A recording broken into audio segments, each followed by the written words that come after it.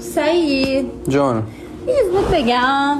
جان ما الان 3 سال و نیم نامزد بودیم. خب یعنی تو این دوران نامزدی نه واسم لباس خریدی، نه منو مسافرت بردی، نه هیچ کاری واسم کردی. منم درک کردم، گفتم باهات کنار بیام، درکت کنم، آدم بسازی باشم، عروسی کنیم خوب میشیم. الان ما چند وقت عروسی کردیم اومدیم خونه خودمون، نه یه رستوران با هم میریم، نه یه مسافرت منو بردی، نه یه لباس واسه من خریدی. چیه؟ یه بسته کبریت بیار. کبریت؟ آره یه بسته کبریت بیار. بیا.